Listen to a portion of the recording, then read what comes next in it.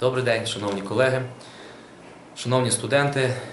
Сьогодні ми проводимо в коледжі флешмоб, згадуючи ті події, які сталися на Майдані у ці лютневі дні.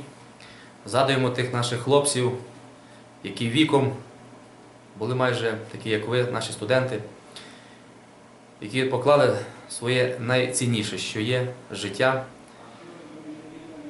у розбудову нової України, у розбудову нової держави, у розбудову нових цінностей, які ми з вами всі сьогодні хочемо мати. І коли на Сході виникли воєнні дії, коли Росія зробила агресію проти України, ці молоді хлопці, які стояли на Майдані, за покликом серця пішли на східні рубежі нашої держави. Не маючи достатнього озброєння, не маючи достатнього бронежилетів, касок, приборів ночного бачення, вони стали в нерівний бій із ординською навалою. Сьогоднішній флешмоб ми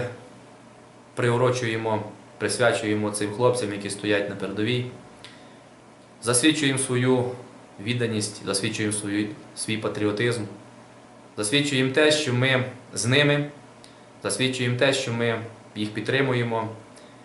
І якщо буде така ситуація, коли треба буде також вступити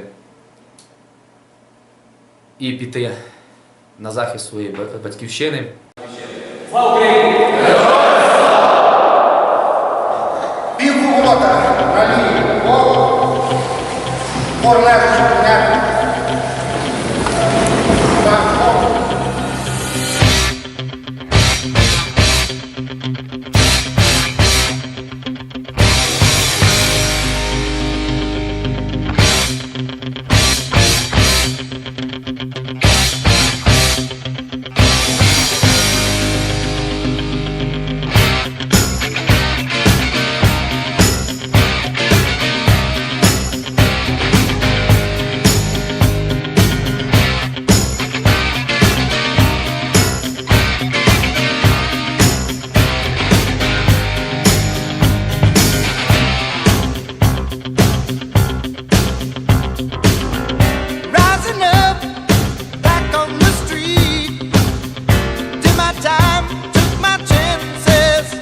Цю естафету ми передаємо Бобровицькому коледжу економіки та менеджменту.